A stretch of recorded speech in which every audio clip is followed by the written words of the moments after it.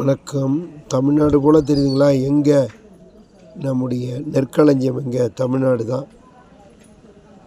அப்படி வானத்திலிருந்து பார்க்கும்பொழுது இந்த தமிழ்நாடு எப்போ அமைப்பில் கட்டப்பட்டது கட்டிடங்கள் என்றால் 1981.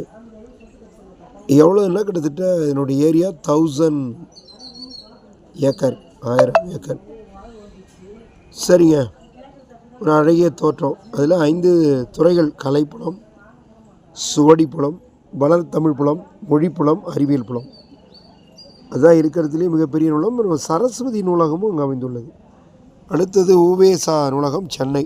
அது கிட்டத்தட்ட 1942 தொடங்கப்பட்டது. 2128 ஓலை சுவடிகள் இருக்கு. உங்களுக்கே தெரியும் உவேசா அம்னதையர் சாப்பிடும்போது கூட இங்கே இருக்கிறது என்றால் கையை உதறிக்கொண்டு அந்த ஓலைச்சுவடிகளை காப்பாற்றிய ஒரு பெரிய ட்ரெஷர் என்று சொல்லலாம், கருவூலம். அதுலேயும் அடுத்த கீழ்திசை நூலகம் சென்னையில். அது 1869. அங்கு கணிதம், வானியல், மருத்துவம், வரலாறு இது எல்லாமே நம்ம எல்லாம் பழம்பெருமையை சொல்கிறேன்னு நினைக்காம, பழம்பெருமைகளை படித்தால் மட்டுமே தான் நம்ம பல நிலைகளை கடந்து வர வாய்ப்புகள் தாராளமாக இருக்கும் என்பதை நாம் உணர வேண்டும். அந்த வகையிலே கன்னிமரா 1896.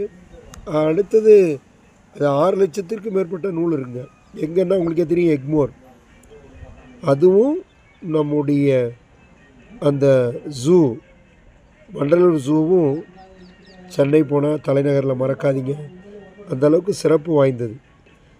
அதில் கிட்டத்தட்ட ஏகப்பட்ட புத்தகங்கள், நாளிதழ்கள், பருவ இதழ்கள், மாத இதழ்கள்.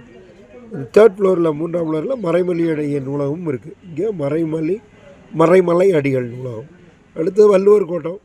அதுவும் கிட்டத்தட்ட 1973 திருவாரூர் தேர் போல்.